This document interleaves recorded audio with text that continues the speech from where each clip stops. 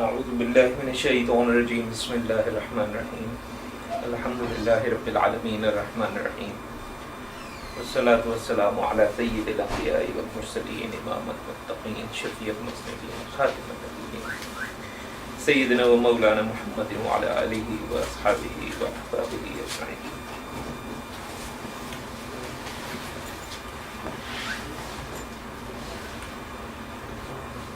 چلیے پچھلی دفعہ نفس کی اقسام پہ کچھ بات ہماری ہوئی تھی، جس میں میں نے عرض کیا تھا کہ وعلیکم السلام ورحمۃ اللہ، جس میں نے عرض کیا تھا کہ قرآن میں ہمیں 3 اقسام کا تذکرہ ملتا ہے، لیکن ویسے مختلف بزرگوں نے مزید نام دیے ہیں، اور وہ میں نے عرض کیا تھا کہ خصوصیات کی وجہ سے وہ نام جو ہے وہ رکھے گئے ہیں. اچھا، اب ہم بات کرتے ہیں کہ جب انسان کا تزکیہ ہو جاتا ہے تو کیا ہوتا ہے. تزکیہ جب ہو جاتا ہے تو سب سے پہلے تو انسان میں سے ہر قسم کا خوف ختم ہو جاتا ہے. اب وہ پچھلی دفعہ میں نے یہ بھی عرض کیا تھا کہ کئی بار ہوتا ہے کہ آدمی ایک جگہ پہ بلند مقام پہ پہنچ گیا ہے، وقتی طور پہ کبھی کبھی واپس بھی آ جاتا ہے، پھر چلا جاتا ہے، آ جاتا ہے، وہ ہو جاتا ہے، انسان ہے. اور کامل تزکیہ تو پھر انبیاء کی شان ہے، تو وہ تھوڑا بہت اوپر نیچے ہونا وہ ایک علیحدہ بات ہے کہ خوف ختم ہو گیا، لیکن کبھی کسی وجہ سے کہیں واپس آیا، پھر محسوس ہوا کہ نہیں دوبارہ ختم ہو گیا وغیرہ. اور یہ اس لیے بھی ہونا ضروری ہے کہ ایک روایت ہے جس کے مطابق منسوب حضرت عمر رضی اللہ عنہ سے ہے. میں پہلے عرض کر چکا ہوں کہ منسوب کیوں کہتا ہوں بجائے کہ جو ایمان ہے وہ امید اور خوف کی درمیانی حالت کا نام ہے. تو خوف ختم ضرور ہو جاتا ہے، لیکن وقتاً فوقتاً انسان کبھی امید کی طرف، کبھی خوف کی طرف، کبھی امید کی طرف، یہ اس طرح سے چلتا رہتا ہے. اچھا، جب تزکیہ ہو جاتا ہے تو ایک اور چیز، خاص طور پہ جو موت کا خوف ہے وہ تو بالکل ختم ہو جاتا ہے. اور اس کی وجہ مجھے یاد پڑتا ہے، ایک دفعہ بڑی عجیب بات ہوئی کہ میں نے ایک خواب دیکھا. خواب میں نے یہ دیکھا کہ جو میرے شیخ ہیں، میرے استاد ہیں، ان کا انتقال ہو گیا. اور بڑا طویل خواب تھا. خیر وہ خواب بیان کرنے کا مقصد کوئی نہیں ہے. بہت سی چیزیں جو ہوتی ہیں وہ آپ کی اور رب کے درمیان ہوتی ہیں، آپ کے اور شیخ کے درمیان ہوتی ہیں، وہ بیان کرنی بھی نہیں چاہیے. بہرحال میں جب اٹھا تو میری طبیعت کافی زیادہ خراب تھی، رقتداری ہوتی رہی سارا دن، طبیعت بہت. تو ہمارے ایک دوست تھے، وہ انہوں نے میری حالت دیکھی تو چلے گئے. جا کے انہوں نے بتایا کہ یہ بات ہے، اور تو بڑی حالت اس کی خراب ہوئی ہوئی. تو انہوں نے اس کو کہا کہ ابھی جاؤ اس کو لے کے. صاحب آئے اور مجھے لے گئے، سلام دعا ہو گئی، ملاقات ہو گئی. تو کہنے لگے، مجھے کہتے ہیں کھوکر صاحب، اہل حق کو حق سے ملنے کی بڑی خواہش ہوتی ہے، تو مسئلہ حل کر دیا اصل میں. اچھا، پھر اس کے بعد کافی عرصہ بعد جب میں نے باقاعدہ علوم الحدیث پہ کام شروع کیا تو ایک روایت بھی پھر مجھے ملی. روایت جو ہے وہ مسلم شریف میں ہے. اس کا مفہوم کچھ یوں ہے کہ جس شخص کو اللہ سے ملاقات محبوب ہوتی ہے، اللہ بھی اس شخص سے ملاقات کو محبوب رکھتا ہے. اور جس شخص کو اللہ سے ملاقات ناگوار ہوتی ہے، اللہ بھی اس شخص سے ملاقات کو ناگوار رکھتا ہے. تو وہ جو بات انہوں نے اس وقت سمجھانے کی مجھے کہی تھی، اس کی تائید جو ہے وہ پھر یہ حدیث میری نظر سے گزری. اسی لیے موت کا خوف ختم ہو جاتا ہے. اور وہ موت کو ایک طرح کا، جسے انگلش میں کہتے ہیں ٹرانسفارمیشن کے طور پہ دیتے ہیں. اس لیے کہ ایک لفظ ہم انتقال استعمال کرتے ہیں، جی بالکل، یا وصال استعمال کرتے ہیں. یہ نہیں کہتے کہ مر گیا، ہم کہتے ہیں ان کا انتقال ہو گیا ہے، ان کا وصال ہو گیا ہے. وصال وصل سے ہے، ملاقات سے، اور انتقال منتقل ہونے سے ہے.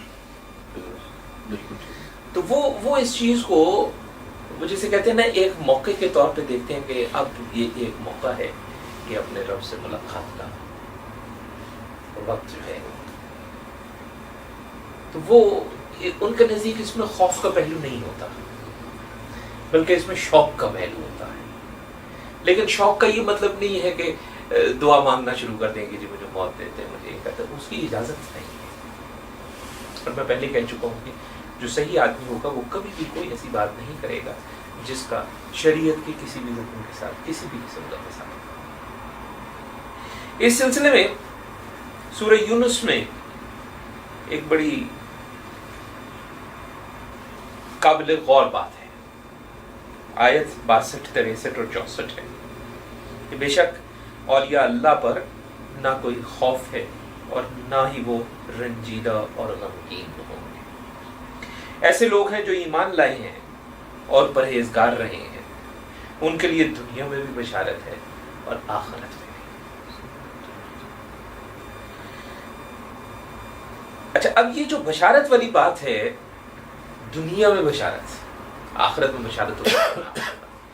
دنیا میں بشارت جو ہے، اس کو جب بیان کیا تو مختلف مفسرین نے مختلف روایات میں بیان کی. اس میں خاص طور پہ حضرت ابن مسعود رضی اللہ تعالیٰ عنہ اور حضرت ابن عباس رضی اللہ تعالیٰ عنہ دونوں صحابی ہیں، ان کے اقوال ہیں. پھر اس کے علاوہ بہت سے کئی سلف صالحین کے اقوال ہیں، اور روایات کئی قسم کی ہیں. مثلا مرسل روایات بھی موجود ہیں، مرفوع روایات بھی موجود ہیں، بہت سی روایات موجود ہیں. ان میں سے چند ایک میں مفہوم عرض کرتا ہوں. مثلا مثال کے طور پر ان لوگوں کو سچے خواب آتے ہیں، رویائے صادقہ، سچے خواب آتے ہیں. اچھا، یہ جو خواب ہوتے ہیں یہ خالی نیند ہی کی حالت میں ضروری نہیں ہے، یہ کئی بار غنودگی کی حالت میں بھی ہوتے ہیں. ایک ایسی کیفیت کہ آپ اس وقت نامکمل طور پہ سو رہے ہیں اور نہ ہی آپ مکمل طور پہ جاگے. اور کئی بار ایسا بھی ہوتا ہے کہ آپ ایک ایسی نیند میں ہیں کہ آپ کو اس بات کا ادراک ہے کہ آپ سوئے ہوئے ہیں. ایسی کیفیت بھی کئی بار ہوتی ہے کہ آپ کو پتہ ہوتا ہے کہ میں اس وقت سو رہا ہوں، اور سوتی حالت میں ارد گرد جو ہو رہا ہے اس کا بھی ساتھ ساتھ ادراک ہوتا ہے. اور ایسے میں بھی پھر کچھ خواب آتے ہیں. تو رویائے صادقہ دنیا کی بشارتوں میں سے ایک بشارت یہ بھی ہے کہ سچے خواب آتے ہیں. یہی کشف ہے، یہی کشف. یہ ٹھیک ہے کہ کشف کبھی کبھی جو ہے وہ جاگتی حالت میں بھی ہوتا ہے، لیکن وہ بھی ایک کیفیت ہوتی ہے. بالکل اس طرح کی جاگتی حالت نہیں ہوتی جیسے میں اور آپ بیٹھے. ایک بہرحال اس میں بھی تھوڑی سی کیفیت جو ہے وہ ہوتی ہے. اچھا، اس کے علاوہ ایک اور بات جو ہمیں روایات میں ملتی ہے وہ یہ ہے کہ یہ وہ لوگ ہوتے ہیں کہ جن کے چہرے کو جب دیکھا جائے تو اللہ یاد آتا ہے. اس کا مفہوم بڑا سمجھنے کی ضرورت ہے. اس کا خدا نخواستہ اللہ معاف کرے ایسا کوئی مطلب نہیں ہے کہ بات سمجھ رہے ہیں آپ میری؟ نہیں، ایسا کوئی مطلب نہیں ہے. ان کے چہروں کو دیکھتے ہیں اللہ یاد آتا ہے، ان کے چہرے پہ اللہ تعالیٰ نور ڈال دیتا ہے. وہ ایسے نورانی چہرے ہوتے ہیں کہ ان کی صحبت میں بیٹھنے کو دل کرتا ہے، ان کی بات سننے کو دل کرتا ہے. ان کی بات جو ہے وہ ایسے لگتا ہے جیسے نور ہے. ان کی صحبت میں وہ کوئی بات نہ بھی کرے، صرف بیٹھے رہنے سے دل کو سکون حاصل ہوتا ہے. میں اکثر بیان کرتا ہوں دوستوں کو، کئی بار ایسا ہوتا تھا کہ میں جب جاتا تھا تو میں 2 گھنٹے بیٹھا ہوں، میں 2 گھنٹے سے بیٹھا ہوں. 2 گھنٹے میں نہ انہوں نے کوئی بات کہی نہ میں نے کوئی بات کہی.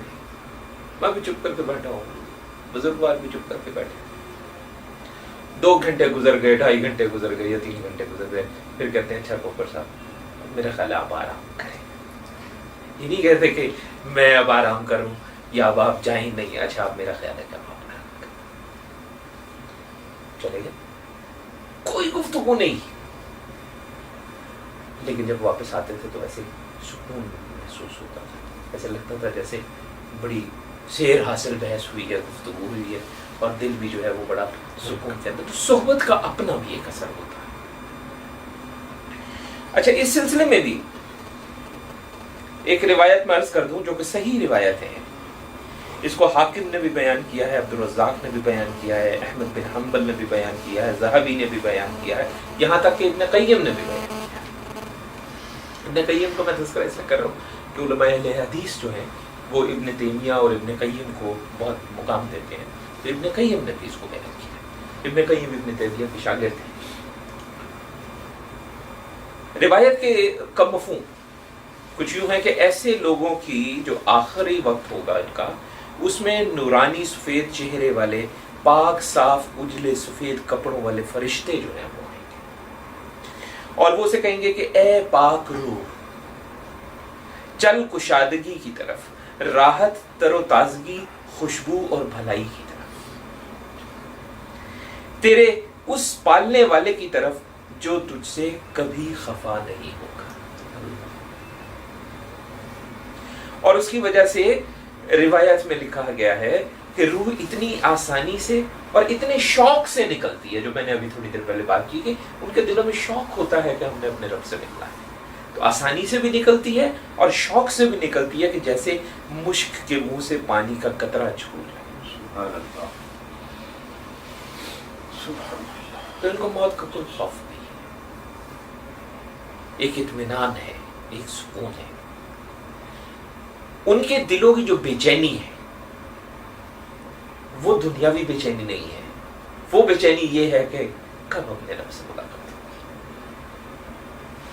उनको ये बेचैनी है, उनको ये बेचैनी नहीं है कि मैं बीमार हूँ, उनको ये बेचैनी नहीं है मेरे बच्चे को नौकरी नहीं मिल रही, उनको ये बेचैनी नहीं है कि बच्चे का दाखिला नहीं हुआ, ये बेचैनी नहीं है कि यार नौकरी चली गई है, अब अगले महीने का राशन कहाँ से आएगा। उनको ये बेचैनियाँ नहीं है। उनको अगर वो बेचैनी है तो ये है कि अपने पालने वाले से मुलाकात करो। ये वो लोग हैं जिनका तज़किया हो चुका है। और ये रिवायत तफासीर में भी बयान हुई है। इब्न कसीर उठा के देखिए, उसमें आपको मिलेगी, और तबरी उठा के देखिए, उसमें आपको मिलेगी। ये आपको रिवायत तफासीर में मिलेंगी। और वहाँ पे और भी रिवायात है, गैर सही रिवायात भी हैं, लेकिन मैंने कोशिश की है, मैंने जैसा अर्ज़ किया था कि मैं सिर्फ सही सेहत वाली बात अर्ज़ करूँ, और अगर किसी बात में मुझे सेहत का थोड़ा शुबा है या मुझे बात जो है वो कंफर्म नहीं है, तो मेरी कोशिश है कि मैं ना बयान करूँ, या मैं बता दूंगा भाई इसकी सेहत मेरे इल्म में। जैसे पिछली दफ़ा मैंने वो हदीस कुदसी पे बात की थी कि मैं देख के आपको कंफर्म करके बताऊंगा कि उसकी सेहत क्या है। अच्छा, अब सवाल ये करते हैं लोग कि तज़किये के रास्ते पे चलने के लिए क्या मुर्शिद का होना ज़रूरी है, और मुर्शिद होने से पहला सवाल, और दूसरा सवाल ये है कि मुर्शिद किसी को बनाने के लिए क्या बैत का करना ज़रूरी है या नहीं, ये सवाल फिर किया जाता है। अच्छा, इसमें थोड़ा इख्तिलाफ है। दोनों सोच के हामिल लोग मौजूद हैं। ऐसे लोग भी मौजूद हैं जो कहते हैं कि भाई बैत की कोई ज़रूरत नहीं, ऐसे लोग भी मौजूद हैं जो कहते हैं कि बैत लाजिम है। अच्छा, इसमें जो मेरा नुक्ता है वो ये है कि तज़किया का जो बुनियादी रास्ता है वो तो अल्लाह तबारक व तआला ने कुरान में और हदीस की सूरत में हमें बता दिया है। ठीक, अब जिसको मुर्शिद बनाया जाए, अगर ये बैत की जाए, तो मेरे ख्याल में मैं उसको लाजिम तो नहीं समझता, मैं अपनी अगर बात करूं, मैं उसको बेहतर समझता हूं। लेकिन उसके साथ फिर बात यह है कि मुर्शिद किसको बनाया जाए, उस पर मैं असल में बात करना चाहूँगा कि पहले ये फैसला हो जाए कि मुर्शिद बनाना किसको है।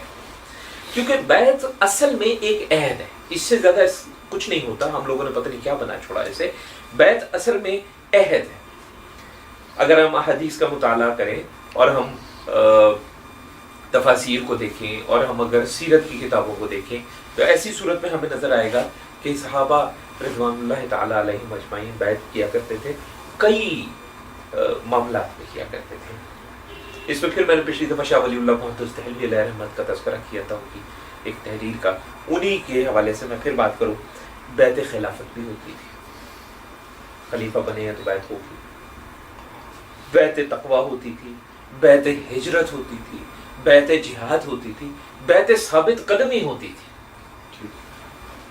پھر میں نے آپ کو بتایا پچھلی دفعہ کہ ایک گروہ ایسا بھی تھا جس نے اس بات پہ بیعت کی تھی کہ ہم کسی سے سوال نہیں کریں گے، بالکل، اور میں نے عرض کیا تھا کہ وہ کا حال یہ تھا کہ اگر وہ گھوڑے پہ بیٹھے اور ہاتھ سے چابک گر گیا تو وہ بھی کسی کو نہیں کہتے تھے کہ بھائی چابک دے دو، یعنی اگر یہ بیعت اگر فرض کریں کہ ہم کر لیں آج، کبھی اس وقت چونکہ ہوئی تھی تو چلو ایک طرح کا سنت پوری کرتے ہیں، ہم بھی کرتے ہیں، تو اس کا مطلب یہ ہوا کہ میں اب اپنی بچی کو یہ بھی نہیں کہوں گا کہ بیٹا ذرا مجھے پانی کا گلاس دے دو،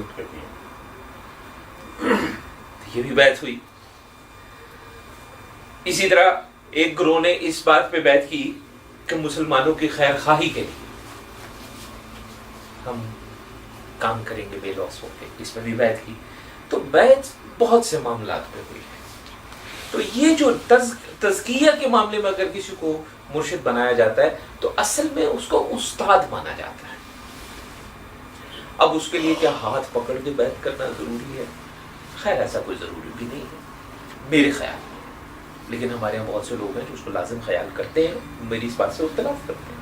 میری ایسے دوستوں سے ملاقات بھی ہوئی، وہ مجھے کہتے ہیں کہ نہیں جی آپ غلط کہتے ہیں۔ میرا نقطہ یہ ہے کہ اگر فرض کریں کہ میں نے آپ کو دل سے استاد مانا اور آپ نے دل سے یہ کہا کہ ہاں ٹھیک ہے میں رہنمائی آپ کی کروں گا، میرے خیال میں بیعت ہو گئی ہے۔ وہ ہاتھ میں ہاتھ پکڑ کے وہ جو ایک فارمل جسے کہتے ہیں وہ اگر نہیں بھی ہوئی، اگر دل سے دل کی بھی بات ہو گئی ہے تو میں سمجھتا ہوں کہ یہ بھی بیعت ہے۔ اچھا، اس میں ذہن میں رکھیں کہ میں نے عرض کیا کہ اصل میں جو بات ہے وہ یہ ہے کہ ہم نے ایک استاد طے کیا ہے کہ یہ میرا استاد ہے۔ اب اس استاد کی خصوصیات ہونی کیا چاہیے؟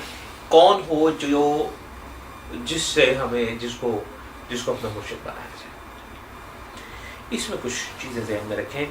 سب سے پہلی بات تو ایک ذہن میں رکھیں کہ ہمارے یہاں تربیت کا فقدان ہے۔ تزکیہ نفس اس وقت تک نہیں ہو سکتا جب تک فکری تزکیہ نہ ہو جائے، اور اس طرف ہمارے یہاں توجہ ہے ہی نہیں۔ میں بہت سے ایسے دوستوں سے ملا ہوں کہ جو کہیں بیعت ہوئے، ذکر اذکار کیے، مختلف روحانی قسم کے تجربات سے گزرے، اور شیخ نے ان کو کہا کہ ٹھیک ہے کہ خلافت دے دی کہ اب ہماری طرف سے اجازت ہے کہ آپ آگے اپنے مرید لیں، لیکن پتہ چلا کہ یہ فکری تزکیہ ہوا ہی نہیں۔ اگر ایسا ہے تو نہ صرف یہ کہ وہ جو شیخ ہیں انہوں نے غلط کیا، بلکہ جو ان کے خلفاء ہیں وہ بھی اب آگے غلط کر رہے ہیں۔ فکری تزکیہ میں نے پچھلی دفعہ بات کی تھی کہ بہت سی چیزیں آتی ہیں جس پہ خاص طور پہ ایک بات آئی تھی عقائد کی درستگی۔ مثلا مثال، میں ایک چھوٹی سی مثال آپ کو دوں گا، اس میں زیادہ طویل بحث اس وقت کم از کم موضوع نہیں ہے ہمارا۔ مثلا مثال کے طور پہ آپ کسی سے پوچھئے کہ جی ہمارا عقیدہ بطور مسلمان کیا ہونا چاہیے، تو ہم کہتے ہیں جی اللہ پر ایمان، رسولوں پر ایمان، کتابوں پر ایمان، آخرت پر ایمان، فرشتوں پر ایمان، یہ ہمیں بات بتائی جاتی ہے۔ لیکن کوئی یہ کبھی نہیں بتاتا کہ اللہ پر کیا ایمان، رسولوں پر کیا ایمان، فرشتوں پر کیا ایمان۔ فرشتوں کو تو کفار مکہ بھی مانتے تھے، خود اللہ کو کفار مکہ مانتے تھے، تو پھر وہ کافر کیوں تھے؟ تو ہمارے یہاں اس پہ کوئی بات نہیں ہے، جبکہ ہم ایک چیز بھول جاتے ہیں کہ اگر ہمارا عقیدہ درست نہیں ہے تو ہماری عبادت بھی بیکار ہے۔ تو فکری تزکیہ جب تک نہیں ہو جاتا تب تک تزکیہ نفس صحیح معنوں میں ممکن نہیں ہے۔ پھر اس کے لیے اخلاص کی ضرورت ہے، اس کے لیے علم کی ضرورت ہے، اس کے لیے اعتدال کی ضرورت ہے، اور جب ہم اعتدال کہتے ہیں تو اعتدال ہر چیز میں۔ اس طرح کی روایات بھی موجود ہے کہ کسی نے پوچھا کہ اسلام کیا ہے، تو جواب ملا اسلام اعتدال کا نام ہے۔ اب جب ہم کہتے ہیں اعتدال ہر چیز میں، تو خالی دینی معاملات نہیں ہے، اس میں دنیاوی معاملات بھی ہیں۔ ہر چیز میں اعتدال، چال میں اعتدال ہے، عبادت میں اعتدال ہے، تجارت میں اعتدال ہے، خرچ میں اعتدال ہے. ہم اسراف کریں کہ جی آج یہ فلاں موقع ہے اور ہم اس پہ کھل کے اسراف کریں. وہ جتنا ہم نے اسراف کیا ہے، اگر وہ پیسہ وہاں اسراف کرنے کی بجائے اور وہاں خرچ کرنے کی بجائے کسی غریب کے چولہا اگر اس سے چل جاتا، یا کسی غریب کے بچے کی تعلیم اس سے ہو جاتی، یا کوئی اور اچھا کام ہو جاتا، تو شاید زیادہ بہتر ہوتا. اعتدال بہت ضروری ہے. اچھا، اس میں امام مالک رحمۃ اللہ علیہ کا اور امام شافعی رحمۃ اللہ علیہ ان کے اقوال ہیں، آپ کو پیش کرتا ہوں. کیونکہ ہمارے یہاں تصوف کے بارے میں بڑی شدید غلط فہمیاں پائی جاتی ہیں، اور غلط فہمیاں بڑی جائز پائی جاتی ہیں، کیونکہ وہ جن چیزوں کو دیکھ کے تصوف کا انکار کر رہے ہیں وہ چیزیں واقعی غلط ہیں. مثلا مثال کے طور پہ امام مالک رحمۃ اللہ علیہ یہ کہتے ہیں کہ جو تصوف پر عمل کرتا ہے اور فقہ کا علم اس کو نہیں ہے، اس کا عقیدہ بگڑ جاتا ہے. اور پھر کہتے ہیں کہ جس کے پاس فقہ کا علم ہے اور وہ تصوف پر عمل نہیں کرتا ہے، وہ خود بگڑ جاتا ہے.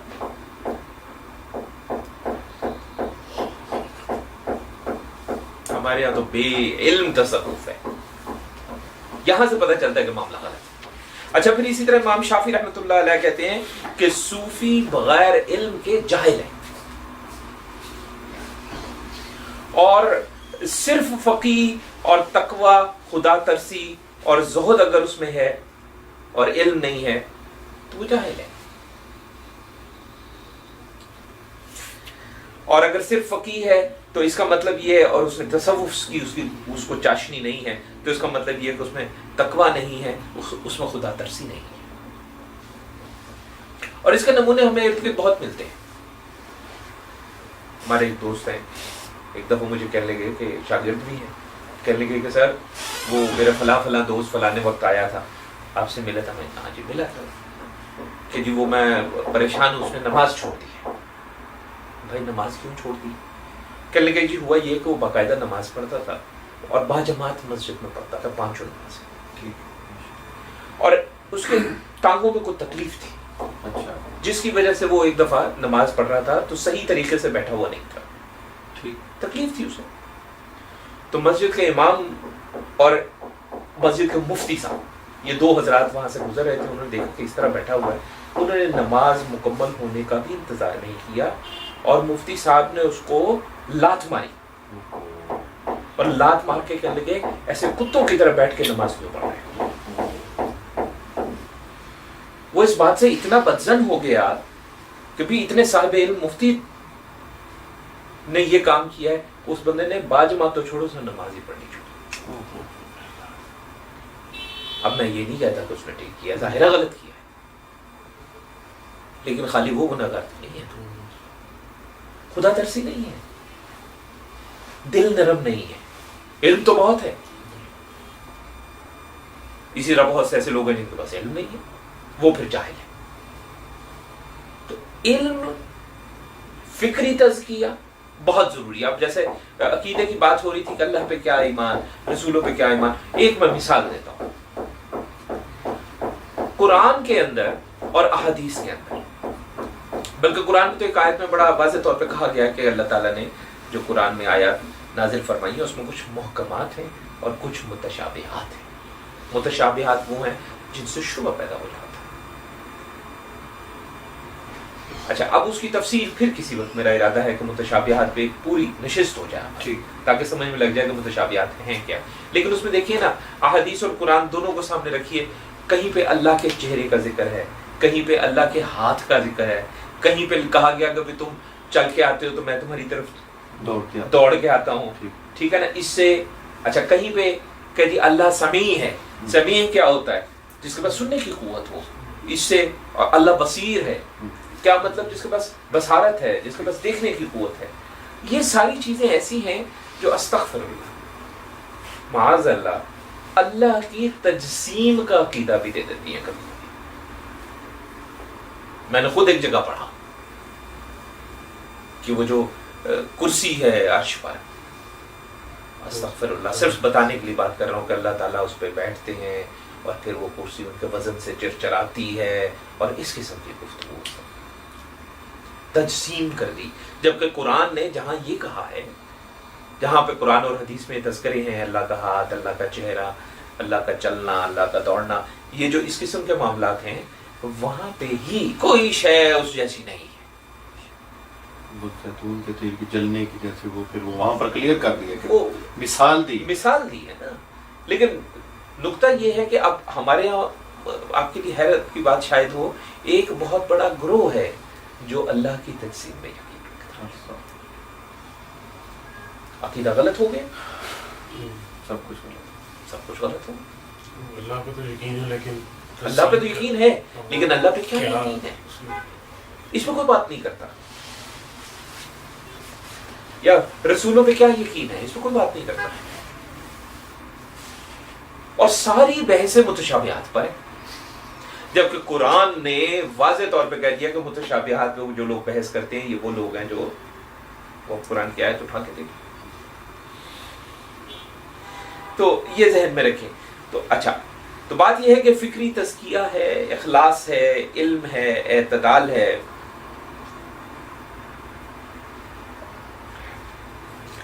طاغوت سے بچاؤ ہے. طاغوت کیا چیز ہے؟ طاغوت ہر وہ چیز ہے جو اللہ اور اس کے رسول صلی اللہ علیہ وسلم کے دیے ہوئے اصول کے خلاف ہے، وہ طاغوت ہے، چاہے وہ کسی بھی قسم کا معاملہ. اچھا، اس میں سورہ النساء اگر دیکھی جائے، آیت غالباً 76 ہے شاید، اس میں اللہ تعالیٰ نے بڑا واضح طور پہ کہہ دیا ہے کہ جو مسلمان ہے اس کا کام فی سبیل اللہ ہے، اور جو کافر ہے اس کا کام فی سبیل الطاغوت ہے. اب ہمیں یہ دیکھنا ہوگا کہ ہمارے کام کتنے فی سبیل اللہ. ہمارے یہاں فی سبیل اللہ کا مطلب صرف ایک لیا جاتا ہے مفت میں، یہ مطلب لیا جاتا ہے. ہاں جی، آپ یہ کام کر رہے ہیں جی، اس کا ہدیہ نہیں جی، فی سبیل اللہ. فی سبیل اللہ میں اور بھی بہت سی باتیں ممکن ہیں، لیکن کافر کا جو کام ہے وہ فی سبیل الطاغوت ہے. اچھا، اس میں ایک بڑی صاف سی، ایک بڑی عجیب سی مثال میں آپ کو دوں، اور اس میں اس کا بھی حکم جو ہے قرآن میں سورہ نجم میں ہے، غالباً آیت نمبر 32 ہے اگر مجھے صحیح یاد پڑتا. نفس کی پاکی کا دعویٰ کرنے سے منع کیا گیا ہے، قرآن نے منع کیا. دیکھیں نا، میں کہہ رہا ہوں کہ شیخ اس کو بنایا جائے، مرشد اس کو بنایا جائے جو فکری تزکیہ بھی کرے، آپ کو بنیادی عقائد کی بھی تعلیم دے، آپ کو بنیادی فقہ کی بھی تعلیم دے، آپ کو بنیادی حدیث کی بھی تعلیم دے. ظاہر عالم دین تو نہیں بنا رہے نا اب آپ کو، ہر آدمی عالم دین نہیں بن سکتا،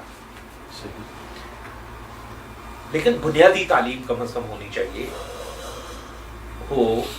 اس کے بعد آپ کے تزکیہ کے لیے آپ کی رہنمائی کرے، جہاں جہاں کہیں مسائل پیدا ہو رہے ہیں یا کوئی مشکلات آ رہی ہیں، ان کے حل آپ کو جو ہے وہ مشورہ دے کہ کیا حل ہوں گے.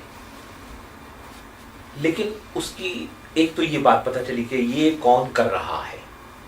اگر آپ کو پتہ چلے کہ کوئی صاحب ہیں جو بیعت کرتے ہیں، لوگ ان کے پاس بیعت ہوتے ہیں، ان کی مریدی اختیار کرتے ہیں اور ان کی تزکیہ کے لیے ان کی رہنمائی کرتے ہیں، تو ساتھ میں پہلے ذرا ان چیزوں کو دیکھیں کہ کیا وہ فکری تزکیہ کر رہے ہیں کہ نہیں کر رہے ہیں، بنیادی حدیث پڑھا رہے ہیں کہ نہیں، آپ بنیادی فقہ کی تعلیم دے رہے ہیں کہ نہیں دے رہے ہیں، یہ دیکھا جائے.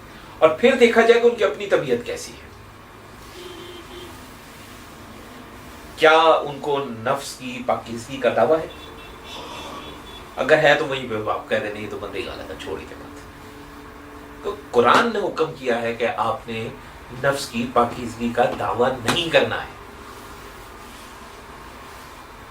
اسی طرح کیا اس شخص میں تکبر ہے یا عاجزی اور انکساری ہے، یہ بھی دیکھنے کی ضرورت ہے. کیا وہ خود وہ کل مجھے یاد آیا، کل صبح ہی عزیز ہمارے فیس بک پہ انہوں نے ایک چھوٹا سا مضمون سا لکھا کوئی 3 یا 4 یا 5 صفحوں کا. تو وہ مجھے کہنے لگے کہ جی میں یہ چھوٹا سا ایک وہ لکھنا چاہتا ہوں, میری آپ سے ملاقات جو ہوئی وہ کیسے ہوئی, اور کن منازل سے گزر کے میں آپ تک پہنچا. میں نے کہا اچھا بھائی لکھ دیں. تو اس میں انہوں نے ایک صاحب کا تذکرہ کیا. کہنے لگے کہ جی وہ میں نے دیکھا کہ وہ نماز نہیں پڑھتے, تو میں نے ان سے پوچھا کہ حضرت آپ نماز کیوں نہیں پڑھتے, اور ان کے پاس لوگ مرید ہوتے ہیں, ان سے بیعت ہوتے ہیں, وہ تو کہنے لگے کہ جی ہماری نماز قائم ہو چکی ہے.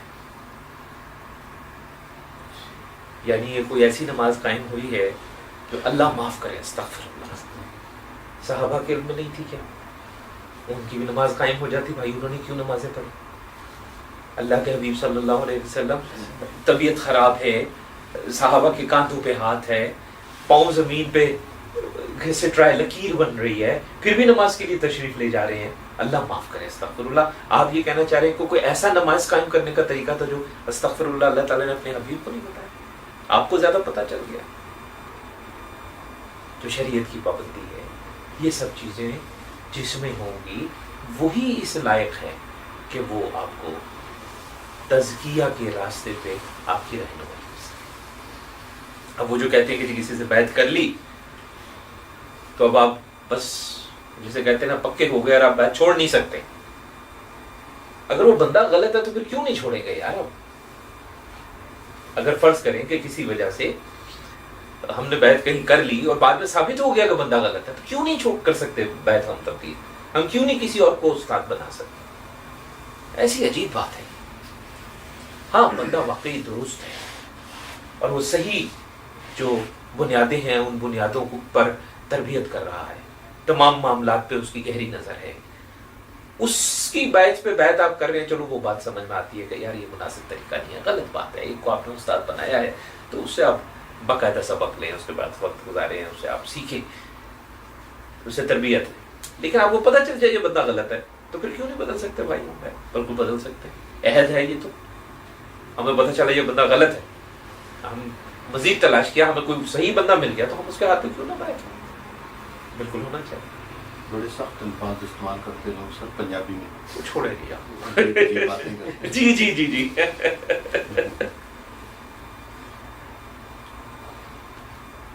بلکہ مجھے ایک صاحب جو بیعت کرتے ہیں, ابھی خیر انتقال ہو گیا, ان سے کسی نے پوچھا نماز وغیرہ کے حوالے سے, کبھی پتہ چلا کہ آپ کے کچھ مرید حضرات جو ہیں انہوں نے نماز چھوڑ دی ہے. تو انہوں نے آگے سے بڑے غصے میں آ کے یہ کہا کہ اگر کوئی میرا مرید ہو کر نماز چھوڑتا ہے تو اب وہ میرا مرید نہیں رہا, وہ اب شیطان کا مرید ہے. صحیح آدمی ایسے ہوتے ہیں. پہلی بات. اچھا دوسری بات, اس کے لیے محنت کرنی پڑتی ہے, کوشش کرنی پڑتی ہے, جستجو کرنی پڑتی ہے. اور پھر جب آپ جستجو کرتے ہیں, کوشش کرتے ہیں اور ایک خاص مقام پہ آ جاتے ہیں تو پھر اس کے بعد اس کی دعوت بھی کرنی ہوتی ہے. جس طرح ہمارے یہاں اعمال کے معاملے میں دعوت ہے, آئیں جی نماز کا ٹائم میں چلتے ہیں, میں جی جماعت ہو رہی ہے آئیں جی چلیں, دعوت کرتے ہیں. اسی طرح تزکیے کی طرف بھی دعوت ہونی چاہیے. وہ ایک بزرگوار کا قصہ میں پڑھ رہا تھا, انہوں نے خود لکھا ہے, کچھ عرصہ پہلے ان کا انتقال ہوا. تو کہنے لگا کہ جی میں ایسا کوئی ذکر کرنے کا مجھے شوق پیدا ہو گیا اور اتنی لذت اور اتنا لطف آنے لگا اس کے اندر کہ میں نے دوستوں کو دعوت دینی شروع کر دی, اور اس کثرت کے ساتھ لوگوں کو دعوت دینی شروع کر دی کہ انہوں نے میرا مذاق بنا لیا کہ اس کا بس چلے تو راہ چلتے پتھروں کو بھی دعوت دے کے اور چلتے ہیں, ذکر کرتے ہیں. میں تو کہتا ہوں بہت اچھی بات. میری نظر سے ایک روایت گزری ہے کہ اللہ کا ایسا ذکر ہے, ایسے طریقے سے کرو کہ لوگ کہیں مجنون ہے. اب یہ ممکن ہے کہ یہ روایت جو ہے فضائل میں استعمال ہوئی ہو, اس لیے میں اس کی صحت سے واقف نہیں ہوں, لیکن میری نظر سے گزری کہ ایسے ذکر کرو کہ لوگ کہیں مجنون ہے, پاگل ہے. وہ عربی کا ایک شعر ہے, اس کا ترجمہ کچھ یوں ہے کہ جس سے انسان کو محبت ہوتی ہے وہ اس کا تذکرہ کثرت کے ساتھ کرتا ہے.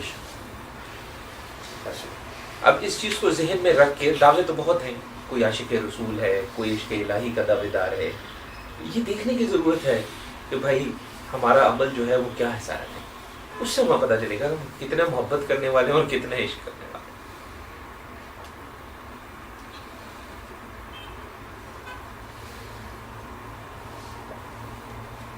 جب اس میں ایک اور چیز ذہن میں رکھیں کہ ہمارے یہاں زیادہ تر بیعت جو کی جاتی ہے اس میں تزکیے کی نیت کہیں بھی نہیں ہوتی. ہمارے جو بزرگ گزرے ہیں، جو صحیح معنوں میں بزرگ تھے، ان میں بے تحاشا ایسے قصے موجود ہیں. مثلا ایک بزرگوار کا قصہ ہے جو ان کے اپنے ہی خلفاء میں سے کسی نے لکھا ہے. وہ کہتے ہیں کہ جو ان کے پاس جب کوئی شخص آ کے کہتا تھا کہ جی میں آپ سے بیعت ہونا چاہتا ہوں، تو وہ ایک فارسی کا مصرع پڑھا کرتے تھے. اس مصرع کو میں نے پڑھا ہے، اس کا ترجمہ یہ بنتا ہے کہ اگر تو میرے پاس بیعت کرنے اس لیے آیا ہے کہ تجھے دنیاوی مشکلات ہیں تو تجھے بیعت کی کوئی ضرورت نہیں ہے، بس لا الہ الا اللہ کی تلوار پکڑ اور جا. اور اگر تو میرے پاس اس لیے آیا ہے کہ تجھے اللہ کی تلاش ہے تو پھر ہاں آ جا، میں تجھے بیعت کرتا ہوں. آج کل تو مارکیٹنگ ہو رہی ہے. وہ مرید ہے نا، وہ 10 گھیر کے لائے گا، وہ مرید ہو جائیں گے، پھر ان میں سے ہر ایک کوئی 15 20 گھیر کے لائے گا، اور فخر کیا جاتا ہے کہ جی ہمارے جو شیخ ہیں ان پہ تو 2 لاکھ مرید ہیں، ہمارے شیخ جو ہیں ان کے پتہ نہیں اتنے مرید ہیں. میرے ساتھ ایک دفعہ کافی پرانی بات کا قصہ ہوا. ایک صاحب کا میں نام نہیں لوں گا، میرے طالب علم تھے، اسٹوڈنٹ تھے، کہنے لگے کہ سر وہ ہمارے شیخ جو ہیں آپ فلاں سے واقف ہے. میں نے کہا میں ملا نہیں ہوں لیکن واقف ہوں. تو آپ نے بیان سنا ہوگا، انہوں نے حکومت کو الٹیمیٹم دیا ہے، حکومت پاکستان کو. اچھا کیا الٹیمیٹم دیا؟ انہوں نے کہا جی میرے 6 لاکھ مرید ہیں، تو اسلامی نظام کا نفاذ کیا جائے ورنہ میں اپنے 6 لاکھ مریدوں کے ساتھ اسلام آباد کی طرف مارچ کروں گا. بہت پرانی بات ہے یہ، میرا خیال ہے کوئی کم از کم کو 25 سال پرانی بات. اچھا، بہت پرانی بات، 20-25 سال. جب پتہ نہیں کہاں سے میں اس وقت کس موڈ میں بیٹھا ہوا تھا، بس اللہ تعالیٰ نے میری زبان میں ایک عجیب سی بس بات ڈال دی. میں نے کہا یار بڑے ادب کے ساتھ آپ کے شیخ صاحب کے لیے ایک درخواست ہے میری طرف سے. کہی کیا؟ میں نے کہا ان سے یہ کہیں کہ 6 لاکھ آپ کا مرید ہے، اس 6 لاکھ مرید کے گھروں میں اسلام نافذ کرا دیں، انشاءاللہ پاکستان مفتی نافذ ہو جائے. دیکھیں سوچ کی بات ہے، سوچیں آپ.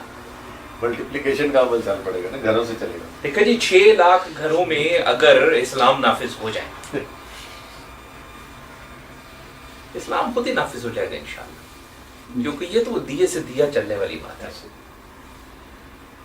مارچ کی ضرورت ہی نہیں، مارچ کی ضرورت ہی نہیں رہی معاملات. اچھا ہمارے یہاں چونکہ زیادہ تر اسی طرح کے معاملات ہیں.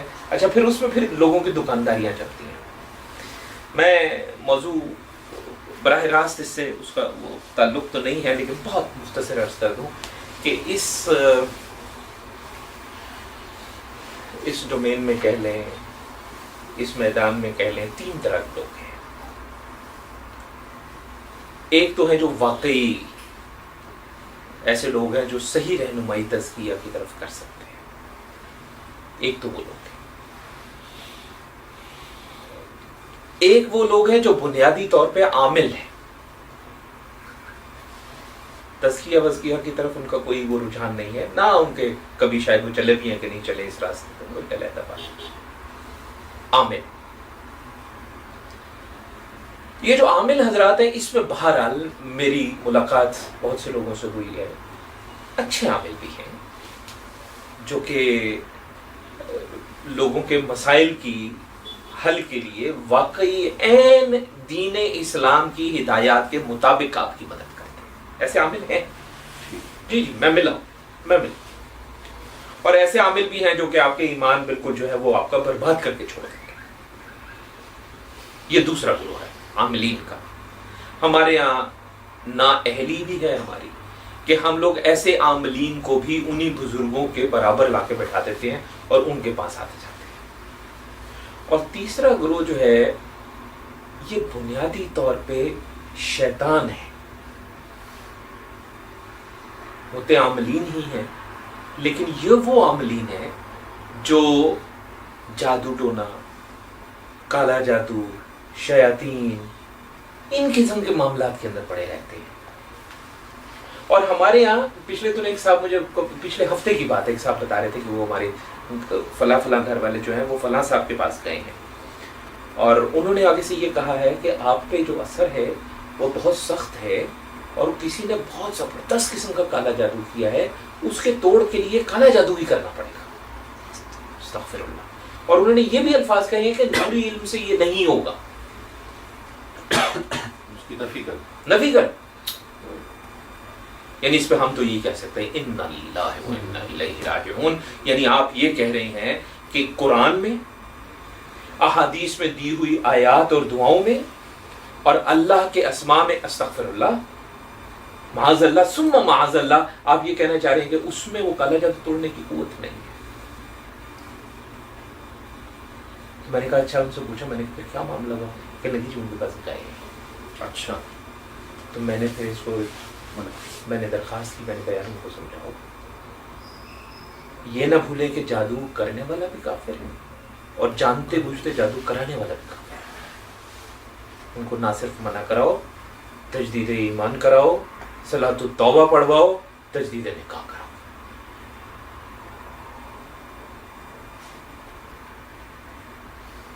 اب بہت سی طریقے ایسے ہیں، بہت سی باتیں ہیں جن سے پہچانا جا سکتا ہے کون وہ پہلے درجے کا، پہلی قسم کا شخص ہے جو واقعی صحیح تزکیہ کی طرف لے کے جانے والا ہے، کون عامل ہے لیکن اچھا جائز معاملات کے ساتھ چلنے والا.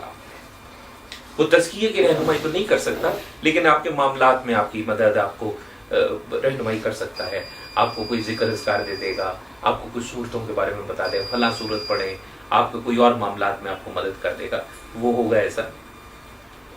اور کون جو ہے وہ شیطان کے راستے پہ ہے. ایسی نشانیاں ہیں جن کی مدد سے پہچانا جا سکتا ہے. کسی وقت انشاءاللہ اس پہ بات کریں گے اور میں آپ کو جسے کہتے ہیں باقاعدہ بتاؤں گا یہ چیزیں جس کے اندر دیکھیں اس کے تو میں کہتا ہوں ملنا تو دور کی بات ہے، اس کے علاقے سے بھی آپ دور دور سے گزریں. سب سے پہلی چیز تو میں نے آپ کو بتا دی بڑی واضح طور پہ، شریعت کے خلاف کوئی کام کسی کو کرتے دیکھ لیجئے، اگر اس کی شریعت میں کوئی رخصت نہیں ہے تو یہ ایک چیز ذہن میں رکھیں، وہ پھر شریعت کے خلاف نہیں رہتا. مثلا روزہ فرض ہے، سفر میں لوگ روزہ نہیں رکھتے، رخصت ہے، تو سفر کی حالت میں روزہ نہ رکھنا بھی شریعت ہی ہے. یہ خواتین جو ہیں وہ نماز مخصوص ایام میں نہیں ادا کرتی، یہ عین شریعت ہے. تو جو جائز رخصت موجود ہے، یا ہم لوگ وہ مسح علی الخفین کرتے ہیں جس میں پاؤں نہیں دھوتے وضو کے دوران، عین شریعت ہے. تو جو رخصتیں موجود ہیں شریعت میں وہ شریعت ہی ہیں، وہ شریعت کے خلاف نہیں ہے. لیکن اگر کسی کو آپ واقعی شریعت کے خلاف کچھ کرتے دیکھیں یا کوئی ہدایت آپ کو وہ دے کر اچھا یہ کرنا ہے اور آپ کو نظر آئے کہ یہ تو شریعت کے خلاف ہے، وہ بندہ غلط ہے، بات ختم ہو جاتی ہے. شریعت کے مطابق اس کا پھر وہی بات ہے کہ وہی کو کوئی فکری تزکیے کی طرف کسی کی طرف تو جائے نا، آپ تھوڑا بہت علم حاصل کریں، بنیادی علم تو حاصل کریں. اتنا علم تو آپ کو ہو کہ کم از کم آپ یہ اندازہ لگا سکیں کہ بندہ ٹھیک ہے یا نہ. ہاں باقی میں نے عرض کیا کہ کسی وقت ذرا ایک جسے کہتے ہیں نا ایکسکلوسیو قسم کی میٹنگ کریں گے جس کے اندر میں آپ کو کچھ اور نشانیاں بھی بتا دوں گا کہ یہ چیزیں کسی میں آپ دیکھیں تو آپ سمجھ لیں کہ بندہ ٹھیک نہیں ہے انشاءاللہ. تو پھر انشاءاللہ وقت کافی ہو گیا، اس پہ مزید بعد میں بات کریں گے. صلی اللہ علیہ خیر خلقہ سیدنا مولانا محمد وعلی آلہ وصحبہ برحمتک یا